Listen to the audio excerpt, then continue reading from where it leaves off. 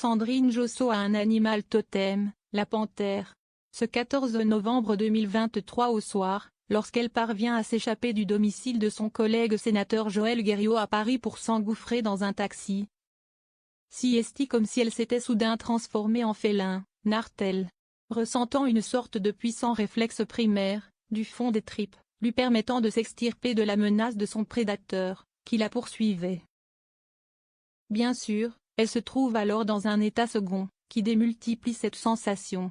Son histoire est tristement connue. À l'hôpital Lariboisière, Paris, 10e, où elle passera la nuit, on lui détecte un taux très élevé d'ecstasy dans le sang. L'élu, député de Loire-Atlantique depuis 2017, accuse son collègue et ami sénateur Joël Guerriau, issu du même territoire, de l'avoir droguée à son insu dans le but de l'agresser sexuellement. Elle a immédiatement porté plainte. Guerriau refuse de démissionner du Sénat.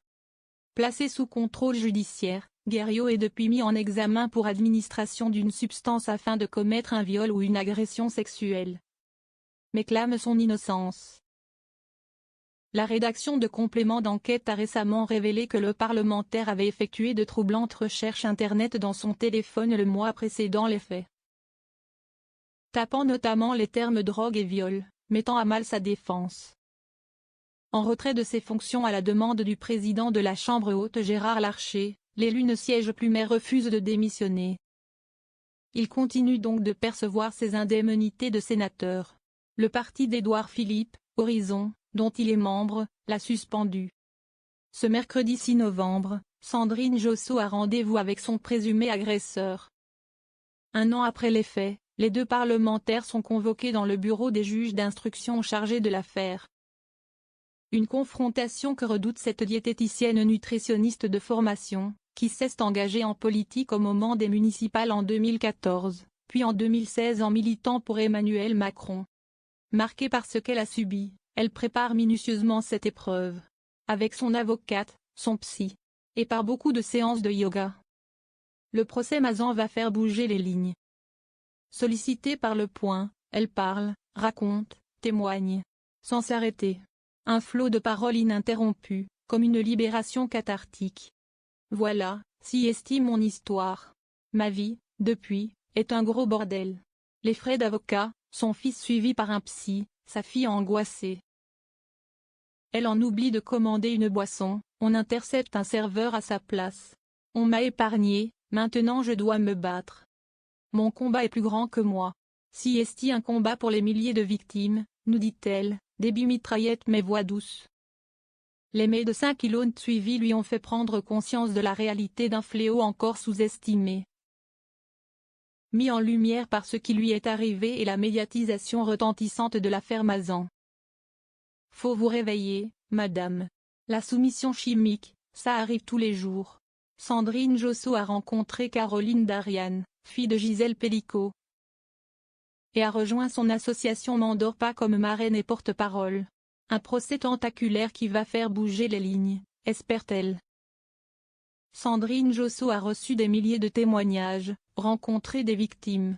Dans 80% des cas, la soumission chimique a lieu dans la sphère amicale et familiale. Sensibilisée à la cause par ses sœurs, Gabrielle Attal lui confie une mission gouvernementale en avril dernier. Michel Barnier vient de la reconduire, pour 6 mois. Sandrine Josso entend travailler sur le volet préventif et sur l'accompagnement des victimes, informer la société.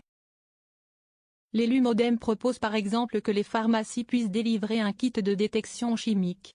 Ce serait le pire ennemi des prédateurs, dit-elle. Autodidacte de la politique. Elle juge forcément qu'il y a encore beaucoup à faire pour que la parole des victimes soit entendue. Et ne mâche pas ses mots contre le système qui vise à rendre les femmes vulnérables. Il y a encore beaucoup de freins culturels. Nous sommes le pays des droits de l'homme mais pas des droits des femmes et des enfants. La sphère politique n'est pas en reste. Ses collègues dans son groupe MoDem ne se montrent pas toujours solidaires, on lui met des bâtons dans les roues, ne serait-ce que pour prendre la parole dans l'hémicycle pour poser une question au gouvernement.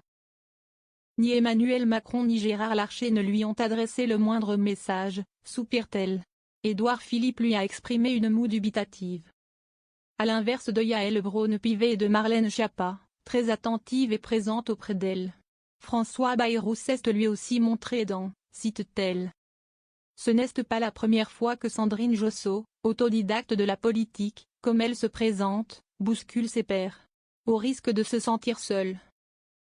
La quadragénaire, très engagée sur les sujets de santé et de société, s'était mobilisée dans sa circonscription sur l'existence d'un cluster de cancer pédiatrique. Elle porte au moment de sa première réélection en 2022 une loi sur les fausses couches, malgré la réticence de son camp. Par chance, elle trouve une oreille attentive du côté du ministère de la Santé, où François Braun, alors en poste, la soutient. Sur le terrain, à l'Assemblée, elle sent bien que le regard sur elle a changé. Et pas toujours favorablement. Parler dans notre pays s'apparente à un acte révolutionnaire. La honte changera bientôt de camp, croit-elle. La force, je la puise aux côtés de Gisèle Pelicot, de Caroline Dariane, des victimes. Je veux participer à une réparation collective.